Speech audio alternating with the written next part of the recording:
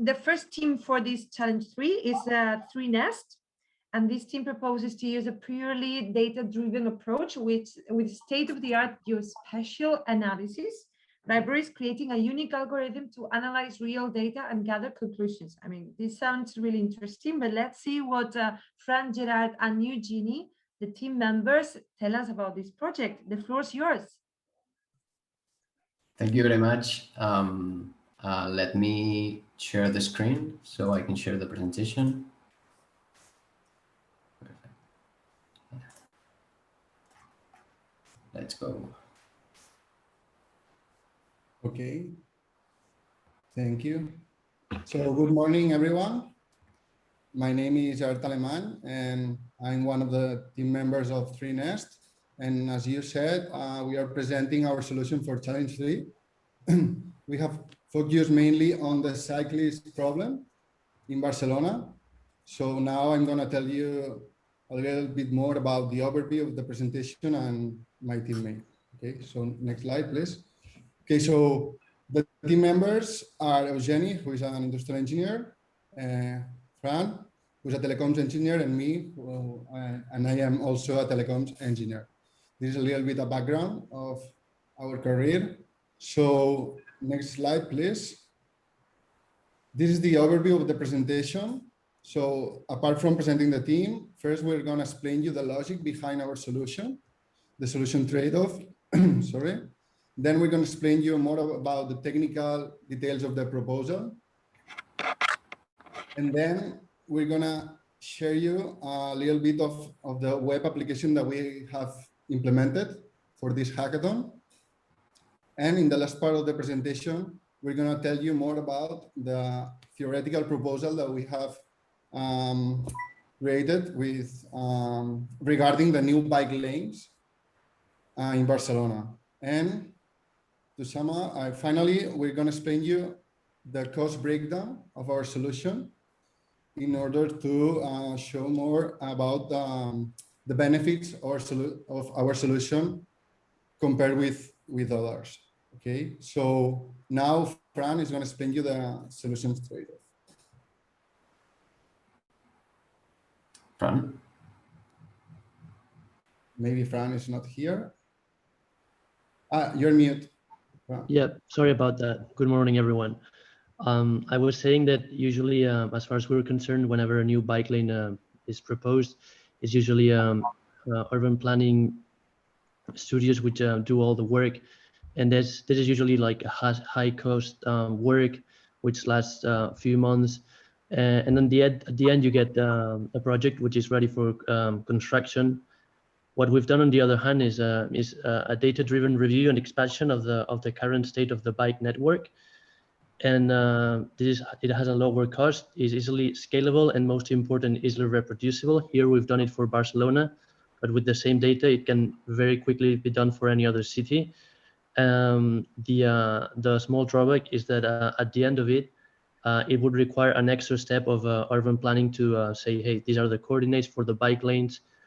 These are the materials we need to use. This is the workforce, and that's it. Next slide, please.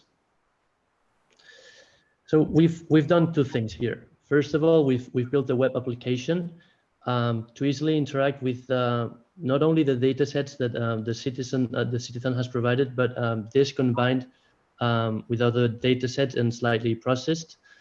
And we've also provided a measure of danger for segments of cyclable paths. We had data sets with some segments, and we've calculated a measure of danger, which we'll get into more detail in the next slides.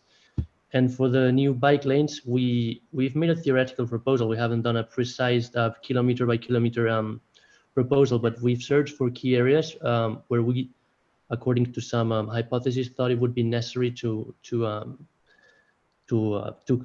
build new bike lanes. And the good things that we could automate this because we have the street networks of the whole world are in databases, so this could be automated, and the final step would be a human review. So yeah, what we've done to compute this danger coefficient is we've made an important assumption, and combined it with other attributes of the data set. And basically what we've said is there are usually two peak rush hours during a day. One is usually in the morning and the other is in the afternoon.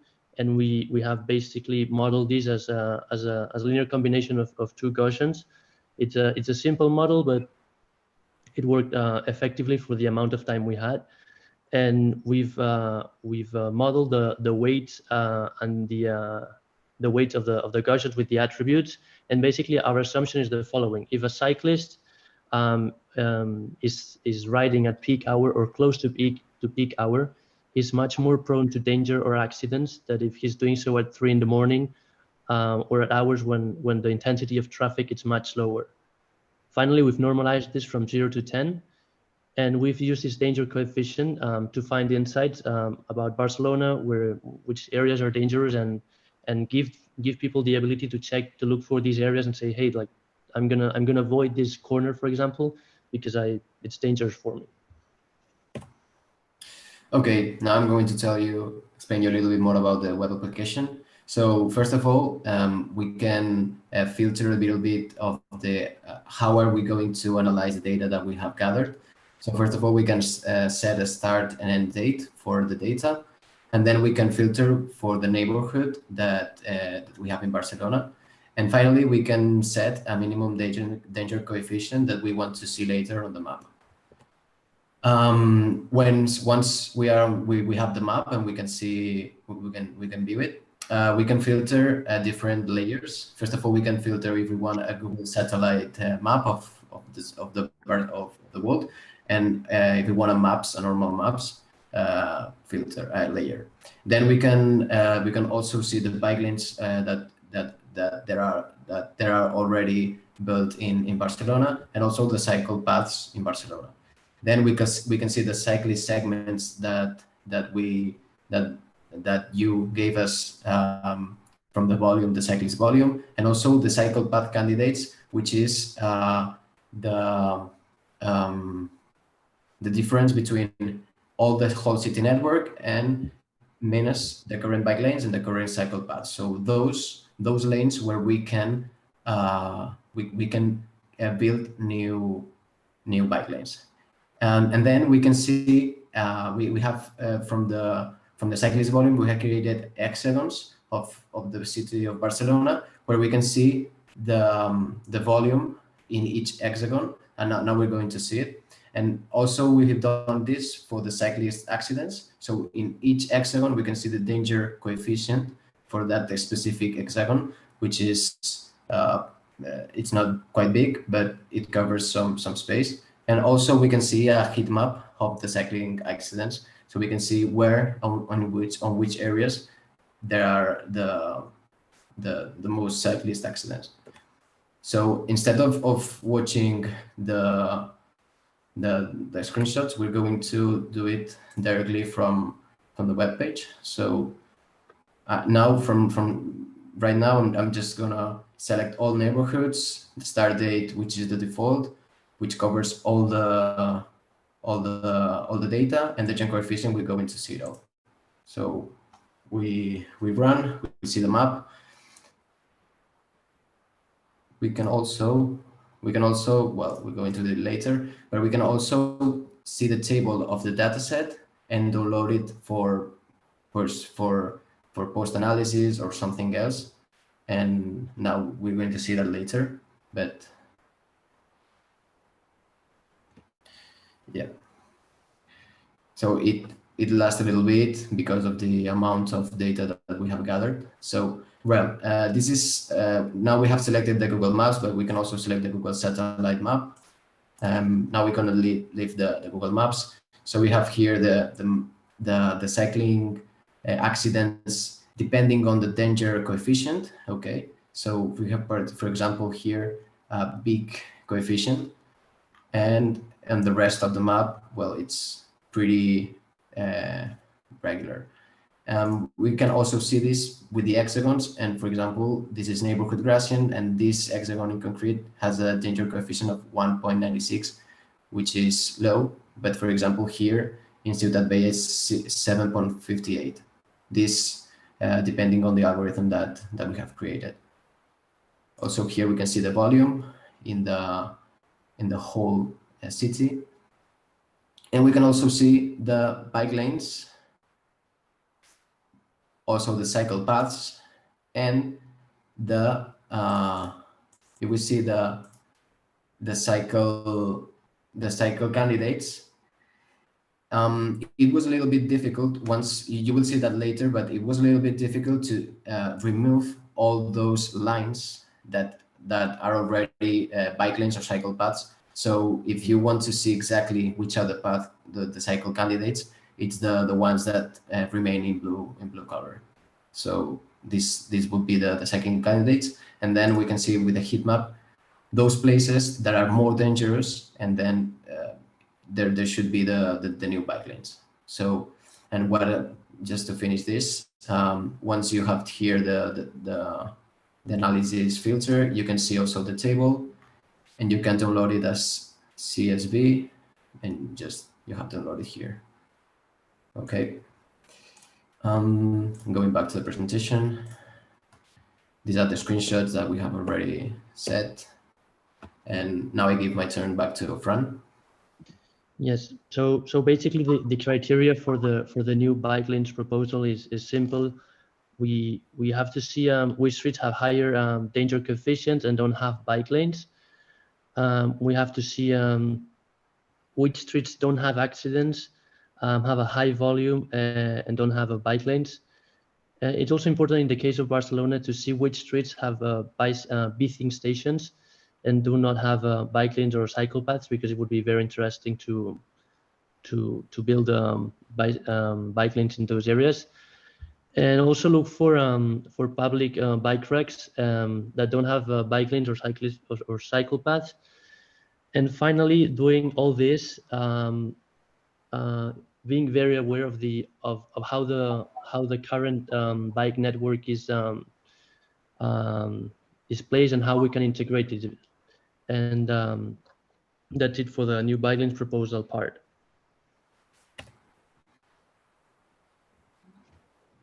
Okay, yeah. The cost breakdown. We have divided it in the implementation costs, which is basically a lot of work of dataset gathering using the private dataset that you gave us, and also public dataset that we found on the Open Data Barcelona. And what else costs? Well, the cloud computing, which depends obviously on frequency and request and cloud system that you demand. So what else? What cost do we have? Also, as you could see when I was doing the demonstration, it lasts between 6 and 15 seconds, the map loading. So depending also on the selected area, but basically because of the filtering and the painting and creation of the map, well, it's a little bit heavy, so it lasts around that 15 seconds. Well, yeah, that's all. Thank you very much for the attention, and you can find the web application on this URL, and also the login. You have to use the username Citython and Citython 2021 for the password. That's all. Thank you very much. Okay, thanks a lot, 3Nest, for your presentation and for sharing all these proposals for taking challenge 3 of this Citython. Let's give now the floor to the members of the jury to address the questions they may have about your solution. Members of the jury, the floor is yours. Hello, first of all, thank you for the presentation and congratulations for the results. I've been talking last days during the mentorings, and I'm really happy to know that you have progressed a lot in the last few days, and the relevance of the product is quite good. Congratulations. I have just only one question. How have you calculated the coefficients that you have exposed? Because I don't know if you haven't done based on any subjective conclusions by yourself, or you have mentioned it an algorithm, but you have not explained it. So I'm not expecting that you explain the algorithm, but what were explanation, please? I can get into that. So basically what we've done is the following. So we've modeled the intensity of traffic in Barcelona during a 24-hour period as a linear combination of two Gaussians, which their respective expectation and sigma. The thing is, there's a very simple model because, of course, the expectation has a slight shift between summer and winter, but we thought it was for the length of the hackathon, we thought the simple model was good enough. And then what we did is the following: for a model you have to make an assumption, and in this case our assumption was that the closer in a city like Barcelona, the closer you ride your bike to a peak hour, the more dangerous it's going to be for you to ride that bike. And at the same time, we also gave some weight to these two Gaussians, one for the morning and one for the afternoon. And these weights were a combination of the attribute of the dataset provided by the hackathon. Then it is true that for the period of time we haven't had a lot of time to fine-tune the weight or find a super accurate measure or formula for them. But from what we've seen, we thought the result was consistent enough, and we decided to keep it at least for now. And then in the future, we're likely to do some improvements. Yeah, let me just add that as we can see here, this is the data set that you can download. So we have also, apart from some of the columns that you gave us from in the data, we have also added the district, the date period, the hour, and also the centric columns of the segments. Also, if it's the danger index, also, of course, and the max speed that we have. And also if it is highway, if it is residential, if it's true, false, if it is one way or not, and how many lanes there are there. Well, this also has been taken into account for the coefficient algorithm. So let me just add a last comment. So the logic behind this is based on the attributes that Eugenie said, is that the higher the near miss cyclist count, the higher the danger coefficient, for example, or if it has bike lanes, we assume that it's less dangerous than a street that doesn't have bike lanes, for example, or the higher the max speed of the street, the higher this coefficient also. So this is more or less the logic behind this. And as Fran said, we can fine-tune this in future iterations. But we thought that for this hackathon, it would be a good model. And another question: how have you represented this in the heat map from the data? Yeah. Yeah. How? Yeah, because then the data comes in a line string, and yeah. How you represent this in a heat map? Okay, so first of all, as we said, we have for the heat map, we have only taken into account those segments that have a near miss, at least one near miss cyclist count.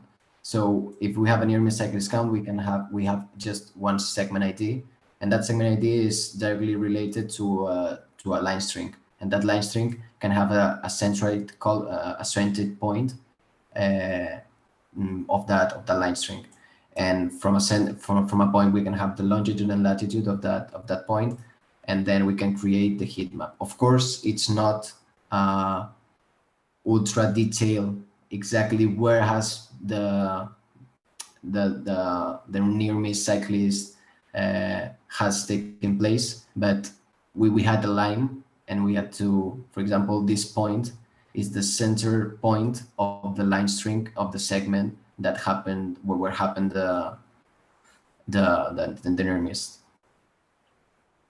Yeah, So that's Just one other thing. The thing is that we checked the data set and the length of the segments were really short. And we wanted to do a type of clustering to plot it on a map. So we couldn't do this with the line strings, and we had to find this solution. And we thought that it would be a good approach. Yeah. Okay, thank you. Okay, since I see that we're running a little bit out of time, maybe I would say if there are no more questions, we move ahead with the next team, because we have still 2 teams to present. So Gerard, Fran, and Eugenie, thanks a lot for sharing your presentation with us and for bringing us along with your proposal. Good luck, and we will know the winners today at 3 p.m.